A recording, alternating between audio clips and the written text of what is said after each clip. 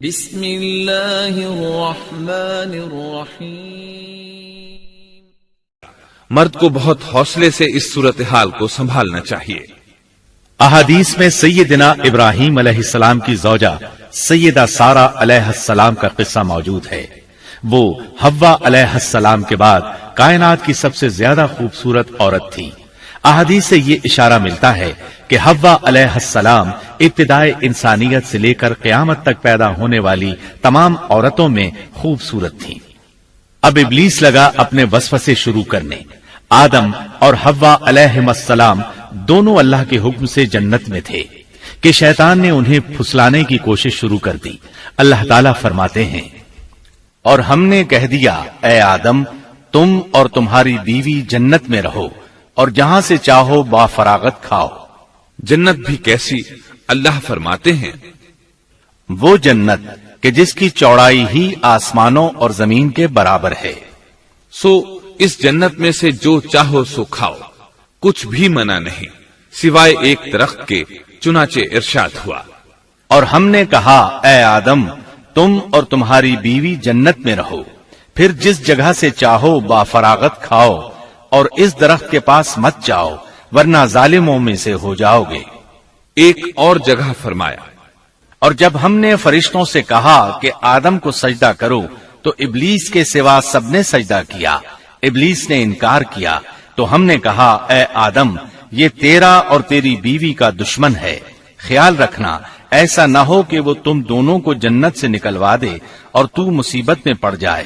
یہاں تو تجھے آرام ہے، نہ تو بھوکا ہے اور نہ ننگا، اور نہ تو یہاں پیاسا ہوتا ہے، نہ دھوپ سے تکلیف اٹھاتا ہے۔ گویا اللہ نے سیدنا آدم علیہ السلام کو وسوسے سے پہلے ہی خبردار کر دیا تھا۔ ان آیات سے یہ بھی پتا چلا کہ انسان سے ابلیس کی عداوت اور دشمنی ابتدا ہی سے چلی آ رہی ہے، اور یہ بھی ثابت ہوا کہ جو لوگ کہتے ہیں کہ انسان ابتدا میں ننگا تھا ان کا قول صحیح نہیں، اس لیے کہ اللہ تعالیٰ نے جنت میں بھی آدم علیہ السلام پر لباس رکھا اور زمین میں بھی لباس نازل کر دیا، جیسا کہ اللہ تعالیٰ فرماتے ہیں، اے آدم کی اولاد ہم نے تم پر لباس کو نازل کیا جو تمہاری شرمگاہوں کو چھپاتا ہے اور زینت کا سبب بھی ہے، اور تقوی کا لباس اس سے بھی بہتر ہے۔ لہذا آدم ابتدا میں ننگے نہیں تھے، انہیں تو ننگے پن کا علم ہی نہیں تھا، نہ ہی ان کی بیوی کو برہنہ ہونے کا علم تھا۔ اللہ نے آدم علیہ السلام کو کامل نعمتوں سے نوازا، بھوک نہ پیاس، یہاں تک کہ پیاس کے اسباب سے بھی محفوظ، نہ گرمی اور نہ دھوپ، پھر بے انتہا حسن و جمال، مشقت نہ تکلیف، بدبختی نہ بدقسمتی۔ آدم اور حوا علیہ السلام کے دلوں میں وسوسہ ڈالنے کے بارے میں بھی قرآن نے روشنی ڈالی ہے۔ پھر شیطان نے ان دونوں کے دلوں میں وسوسہ ڈالا۔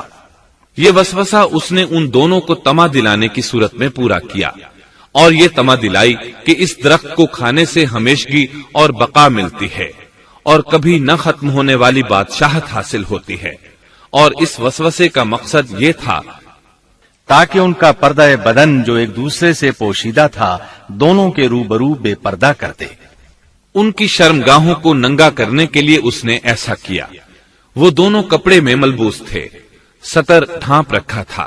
جب انہوں نے اس درخت سے کھایا تو لباس نیچے گر گیا، دونوں برہنہ ہو گئے۔ یہی شیطان چاہتا تھا کہ انہیں برہنہ کر دے، اللہ کی نافرمانی پر اکسائے۔ ارشاد ہوتا ہے، شیطان نے انہیں وسوسہ ڈالا، کہنے لگا اے آدم کیا میں تجھے دائمی زندگی کا درخت اور وہ بادشاہت نہ بتلا دوں جو کبھی پرانی نہ ہو؟ جب تم اس درخت سے کھاؤ گے تو ہمیشہ زندہ رہنے والے بن جاؤ گے اور زبردست بادشاہت حاصل کر لو گے۔ اس نے یہ تمنا بھی دلائی۔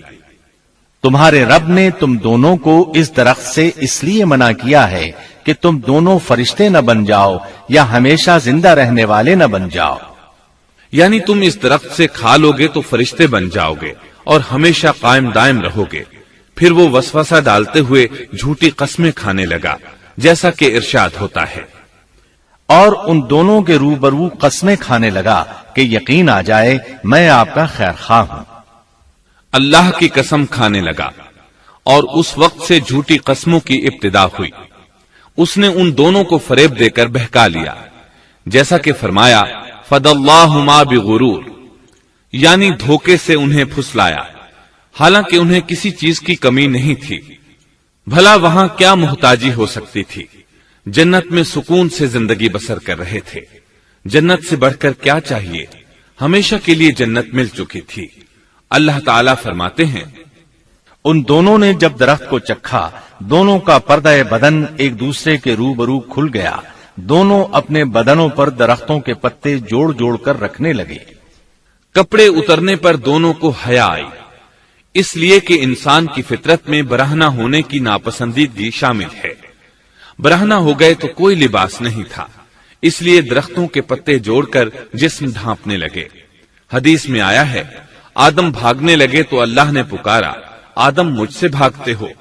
آدم بولے، اللہ میں شرم کی بنا پر بھاگ رہا ہوں، اور اس وجہ سے کہ تیرے سامنے برہنہ کیسے رہوں، پھر یہ کہ نافرمانی کا ارتکاب بھی کر چکا ہوں۔ یہاں ایک سوال پیدا ہوتا ہے، دونوں میں سے پہلے کھانے والا کون تھا؟ اس بارے میں راجح قول یہ ہے کہ وہ حوا علیہ السلام تھی۔ انہی نے آدم علیہ السلام کو طمع دلاتے ہوئے اس غلطی پر آمادہ کیا تھا، جیسا کہ بخاری شریف میں نبی اکرم صلی اللہ علیہ وسلم نے فرمایا، اگر حوا نہ ہوتی تو کوئی عورت اپنے خاوند سے خیانت نہ کرتی۔ حوا علیہ السلام نے انہیں غلطی میں مبتلا کیا تھا۔ اگر حوا علیہ السلام نہ ہوتی تو آدم بھی خیانت میں مبتلا نہ ہوتے اور نہ معصیت میں مبتلا ہوتے۔ تب اللہ نے انہیں پکارا، کیا میں نے تم دونوں کو اس درخت سے نہیں روکا تھا، اور کیا یہ نہیں کہا تھا کہ شیطان تمہارا کھلا دشمن ہے؟ اب توجہ طلب بات یہ ہے کہ اس موقع پر دونوں نے کیا طرز عمل اختیار کیا۔ کیا وہ دونوں اپنی معصیت پر بضد رہے اور تکبر کرنے لگے، جیسا کہ ابلیس نے سجدہ کرنے سے انکار کیا تھا اور پھر لگا تھا اپنی معصیت پر اصرار کرنے، یا ان دونوں نے توبہ کر لی؟ جی ہاں، دونوں نے توبہ کر لی، جیسا کہ قرآن مجید میں آتا ہے، دونوں نے کہا، اے ہمارے رب، ہم نے اپنا بڑا نقصان کیا، اور اگر تو ہماری مغفرت نہ کرے گا اور ہم پر رحم نہ کرے گا تو واقعی ہم خسارہ پانے والوں میں سے ہو جائیں گے۔ اس قصے میں ایک سوال یہ ذہن میں پیدا ہوتا ہے کہ جب سیدنا آدم علیہ السلام کو ابلیس نے سجدہ نہ کیا تو اللہ تعالیٰ نے اسے مردود بنا کر جنت سے نکال دیا، پھر وہ سیدنا آدم علیہ السلام کو اس درخت کے قریب کس طرح لے گیا جبکہ وہ جنت سے باہر ہو چکا تھا؟ قرآن کریم میں اس بارے میں یہ الفاظ آئے ہیں، پھر شیطان نے ان کے دلوں میں وسوسہ ڈالا۔ یہ وسوسہ اس نے کیسے ڈالا جبکہ وہ جنت سے نکالا جا چکا تھا؟ مفسرین نے اس کے جواب میں لکھا ہے کہ اس نے جنت سے باہر رہ کر یہ وسوسہ ڈالا تھا، جیسے آج کل تار اور بغیر تار کے آواز کو دور دراز علاقوں تک پہنچایا جا سکتا ہے، ایسے ہی شیطان نے اپنی طاقت سے یہ وسوسہ ان کے دلوں تک پہنچایا۔ لگے ہاتھوں ابلیس کی حقیقت بھی سن لیں۔ ابلیس کے لفظی معنی انتہائی مایوس کے ہیں۔ یہ راندہ درگاہ ہونے کے بعد ہمیشہ ہمیشہ کے لیے اللہ کی رحمت سے مایوس ہو گیا تھا، اس لیے اسے یہ لقب ملا، ورنہ روایات کی روح سے اس کا اصل نام عزازیل تھا۔ پہلے یہ جنات میں سے تھا، اپنے رب تعالی کی اطاعت سے نکل کر ابلیس ہوا۔ اس کا علم ناقص تھا، مزاج ناپاک تھا، وہ غرور اور تکبر میں مبتلا ہو گیا تھا۔ یہاں یہ بات بھی ذہن نشین کر لیں کہ انبیاء خطا اور گناہ سے پاک ہوتے ہیں، ان پر اللہ تعالی کی مستقل حفاظت اور نگرانی قائم رہتی ہے۔ اگرچہ انبیاء بھی انسان ہوتے ہیں اور تمام انسانی تقاضے انہیں لاحق ہوتے ہیں، لیکن ان کے عمل اور ارادے میں کسی قسم کی بدی اور شر کا عمل دخل قطعاً نہیں ہوتا۔ ان کا ہر قول اور عمل بلکہ ہر حرکت اور سکون کی حالت بھی انسانیت کے لیے بہترین نمونہ ہوتے ہیں۔ البتہ بشر ہونے کی وجہ سے بھول کا امکان ہوتا ہے، تاہم بھول ہو جانے کی صورت میں انہیں فوراً ہی خبردار کر دیا جاتا ہے۔ بھول ہو جانا بشری طبیعت کا خاصہ ہے۔ اللہ تعالیٰ نے ہر انسان کی فطرت میں یہ چیز رکھی ہے۔ انبیاء سے بھول چوک ہو جانے میں بھی اللہ تعالیٰ کی کئی ایک حکمتیں پوشیدہ ہیں۔ مثلا بہت سی قومیں اپنے نبیوں کے معجزات دیکھ کر ان میں ربوبیت کی صفات کی قائل ہو گئی، یہاں تک کہ بعض قوموں نے اپنے نبیوں کو اللہ یا اللہ کا بیٹا بھی جانا۔ جب انبیاء سے بھول اور لغزشیں ہوئیں تب گویا لوگوں پر یہ واضح کیا گیا کہ یہ الہ نہیں ہے۔ الہ ہوتے تو کس طرح ان سے بھول ہو سکتی تھی۔ اس سے یہ بتانا بھی مقصد تھا کہ انبیاء انسان ہی ہوتے ہیں، کوئی ماورائی مخلوق نہیں ہوتے۔ سیدنا آدم علیہ السلام کے واقعے پر غور کرنے سے یہ حقیقت مزید واضح ہو جاتی ہے کہ سیدنا آدم علیہ السلام کی یہ لغزش گناہ نہیں تھی۔ ممنوع درخت کا پھل کھاتے ہی سیدنا آدم علیہ السلام اور اماں حوا کا لباس اتر گیا تھا۔ اللہ کا حکم ہوا، قال اهبطوا، جنت سے اتر جاؤ، تم آپس میں ایک دوسرے کے دشمن ہوگے اور تمہارے واسطے زمین میں رہنے کی جگہ ہے اور ایک وقت تک نفع حاصل کرنا ہے۔ فرمایا تم وہیں زندگی بسر کرو گے اور وہیں مرو گے اور وہیں سے دوبارہ نکالے جاؤ گے۔ قرآن مجید کے دیگر مقامات میں بھی اس قصے کی تفصیل موجود ہے۔ مثلاً فرمایا، اور اس سے قبل ہم نے آدم سے ایک عہد لیا تھا مگر وہ بھول گئے اور ہم نے ان میں کوئی عزم نہیں پایا۔ اللہ تعالیٰ فرماتے ہیں، اور جب ہم نے فرشتوں سے کہا آدم کو سجدہ کرو تو ابلیس کے سوا سب نے سجدہ کیا، اس نے صاف انکار کر دیا۔ تو ہم نے کہا اے آدم، یہ تیرا اور تیری بیوی کا دشمن ہے، خیال رکھنا ایسا نہ ہو وہ تم دونوں کو جنت سے نکلوا دے اور تو مصیبت میں پڑ جائے۔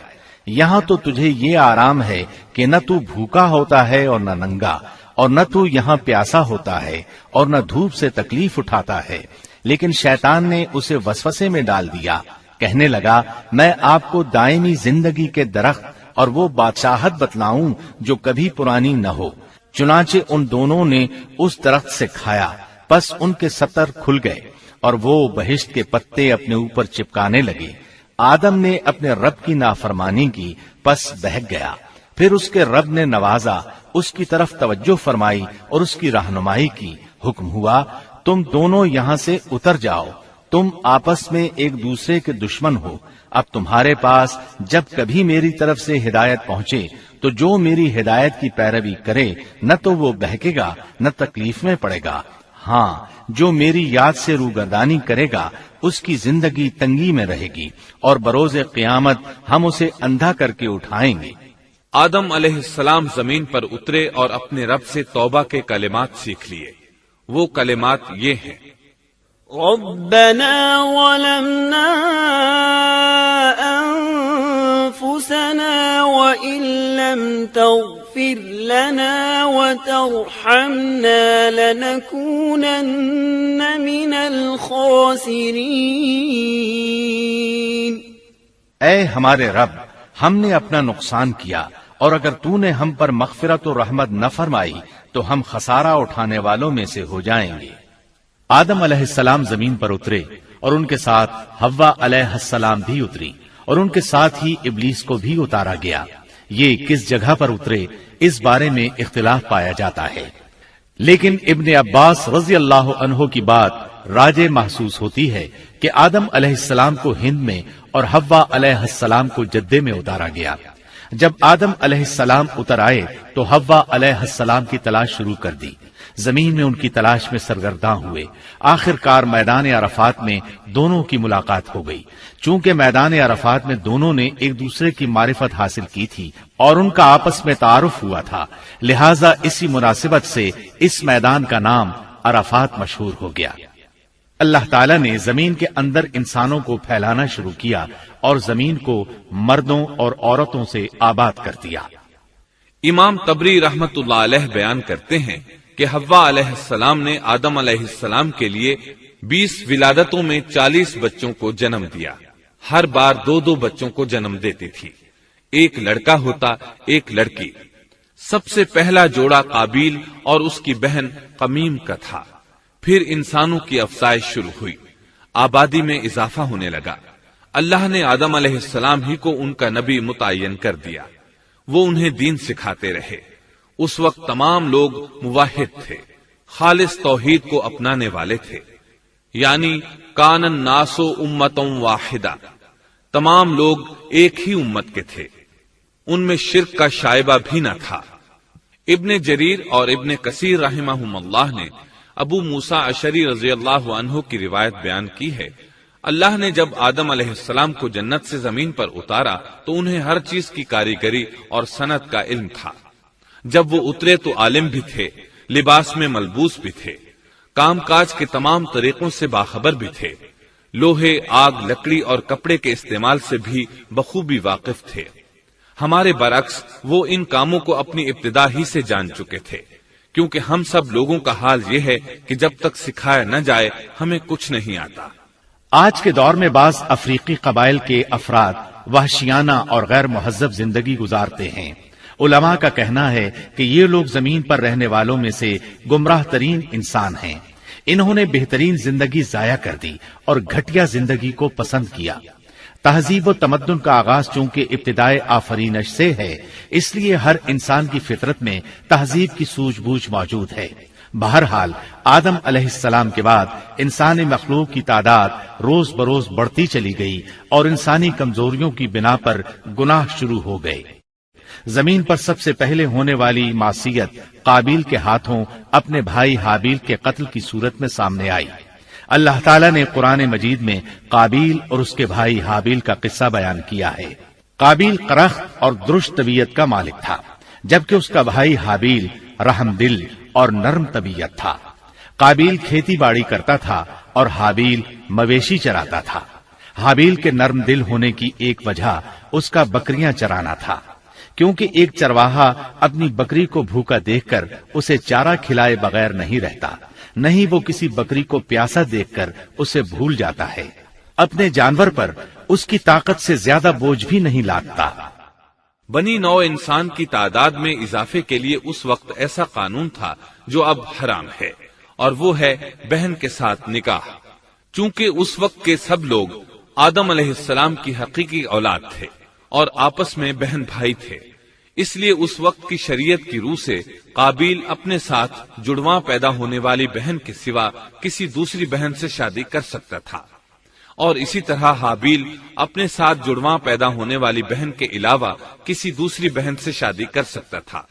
اس کی صورت یہ تھی کہ قابیل کی شادی حابیل کی بہن سے ہو اور حابیل کی شادی قابیل کی بہن سے ہو، لیکن ہوا یہ کہ حابیل کی بہن خوبصورتی میں قابیل کی بہن سے کم تھی، اس لیے قابیل نے حابیل کی بہن سے شادی کرنے سے انکار کر دیا اور اپنی جڑواں بہن سے شادی کی خواہش ظاہر کی، لیکن ایسا کرنا آدم علیہ السلام کی شریعت میں حرام تھا۔ آپ نبی بھی تھے اور رسول بھی۔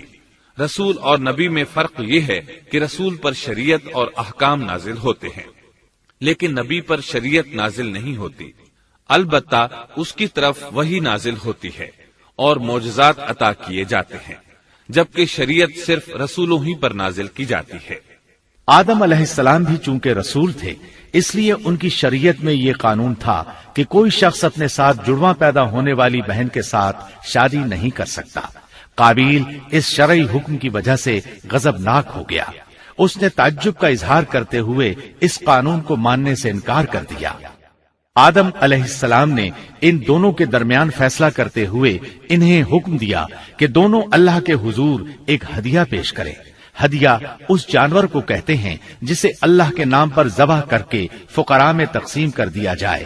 اس سے مقصود اللہ کے لیے اپنی نیت کو خالص کرنا ہوتا ہے۔ اس عمل کو قربانی کہا جاتا ہے۔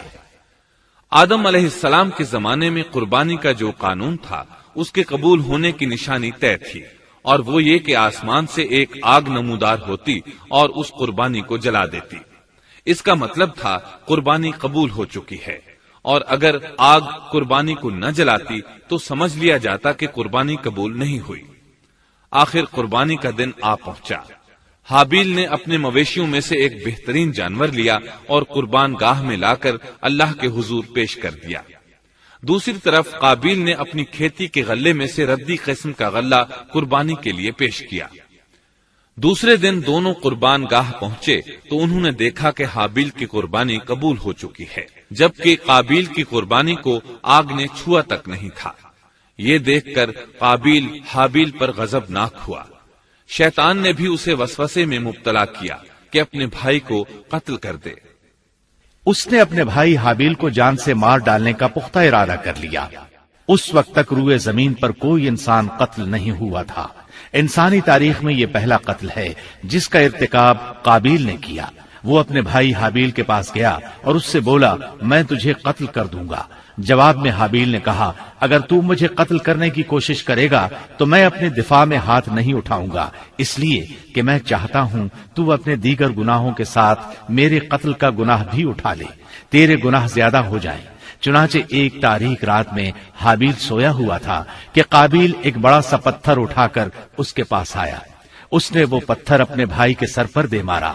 इस तरह उसने हाबिल को कत्ल कर दिया। रूए जमीन पर कत्ल की इब्तिदा कर दी, जमीन को पहले खून से रंग दिया। तारीख इंसानी में ये सबसे पहला जुर्म था जो काबिल के हाथों हुआ।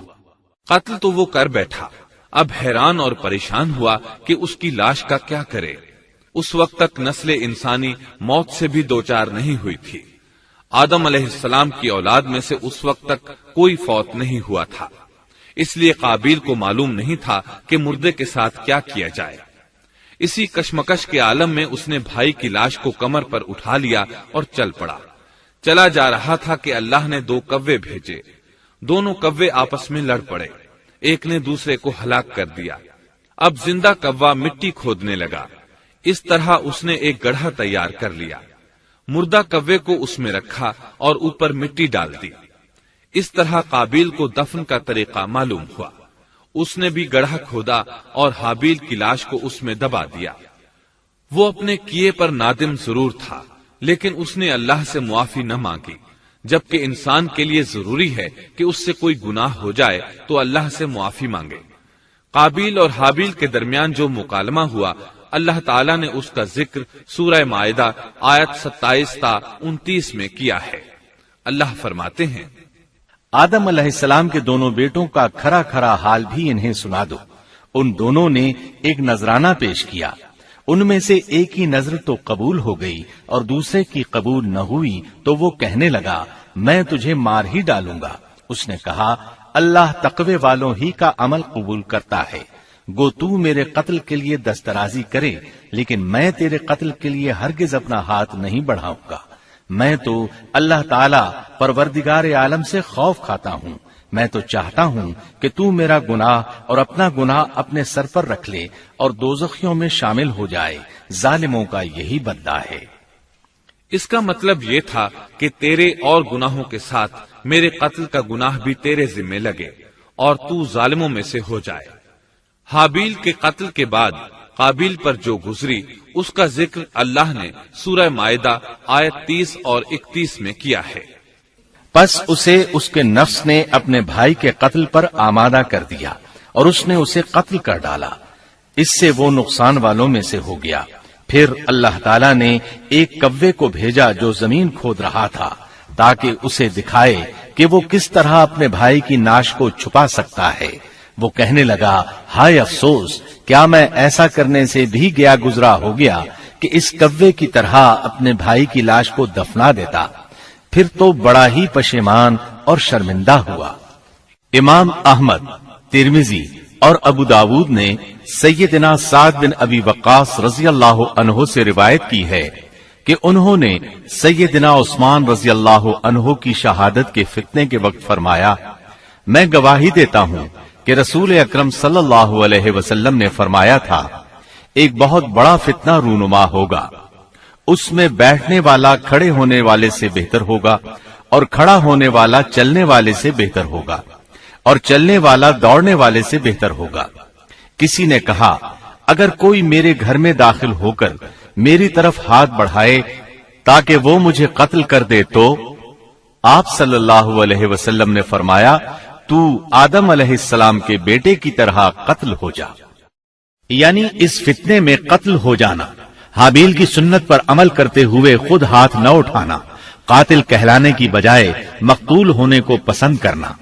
इसी तरह मुस्नद अहमद की एक रिवायत में है, रसूलुल्लाह सल्लल्लाहु अलैहि वसल्लम ने फरमाया, दुनिया में जब भी कोई जुल्म से कत्ल होता है तो उसका गुनाह आदम अलैहिस्सलाम के पहले बेटे काबिल की गर्दन पर जरूर होता है, इसलिए कि वो पहला शख्स है जिसने जालिमाना कत्ल की इब्तिदा की और ये नापाक तरीका जारी किया।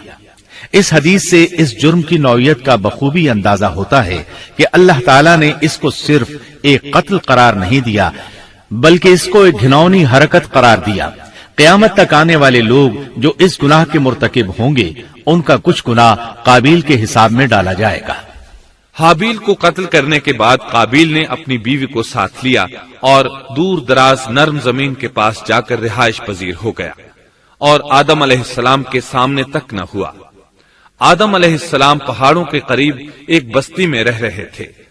ये उनसे बहुत दूर जा बसा था।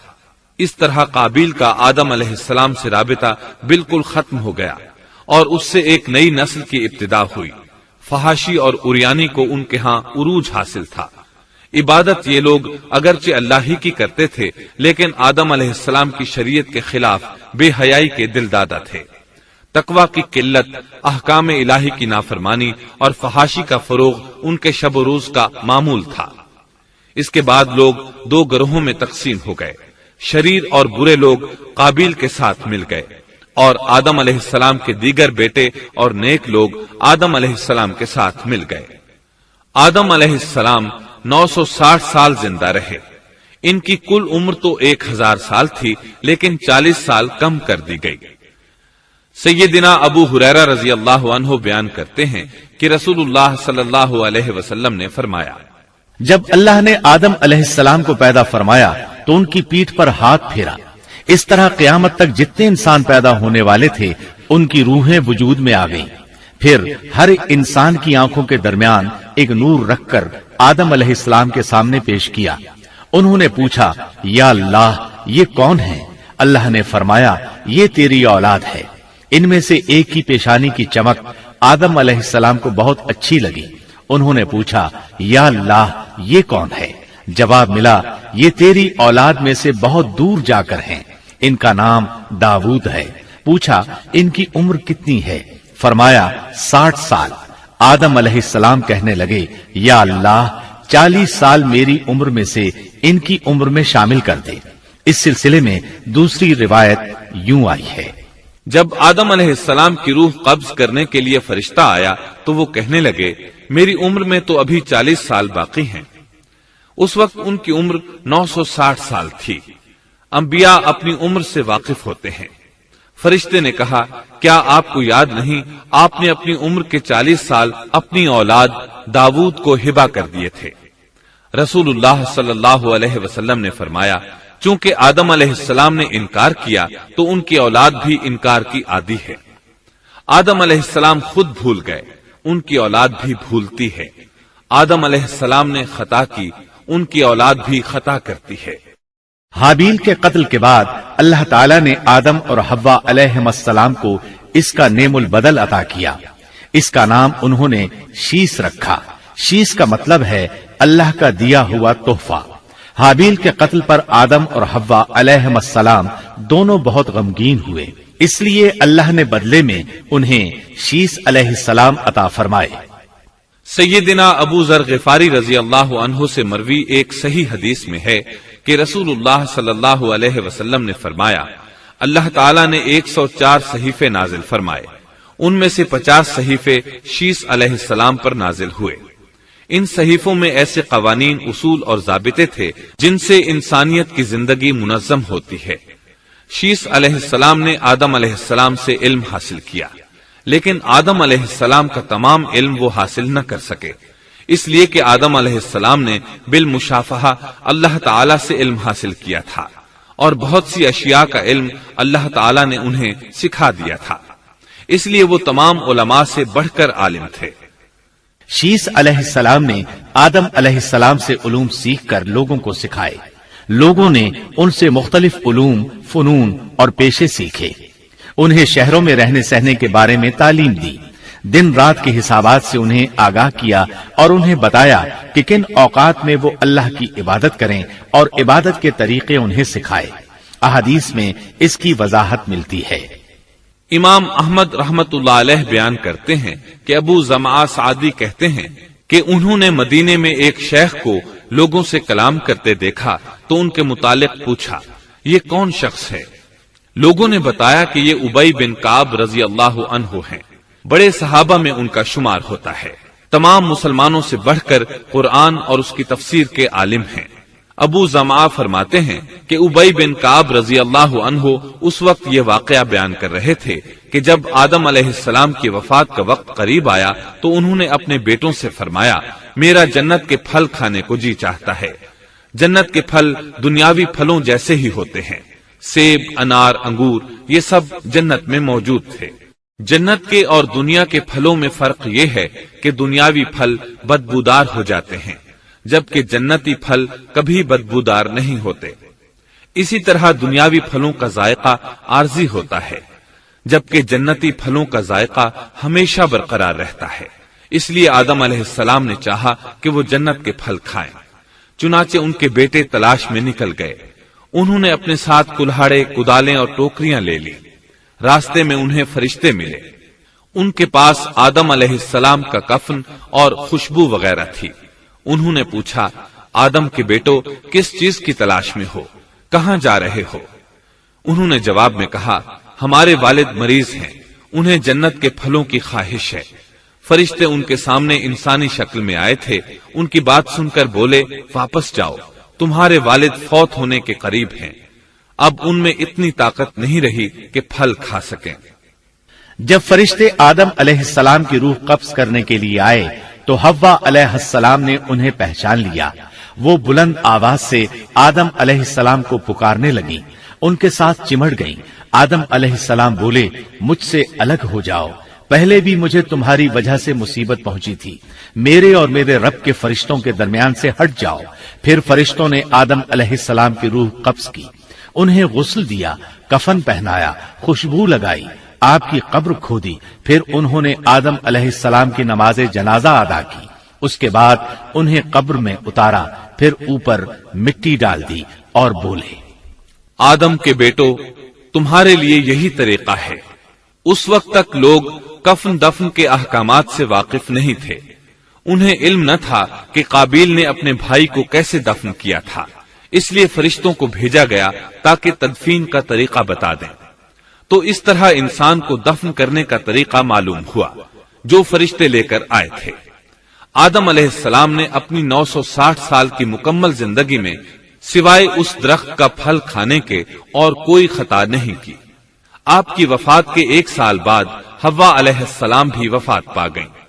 ये था हमारे बाप सैयदिना आदम अलैहिस्सलाम का उसवा और सीरत तैयबा का हाल।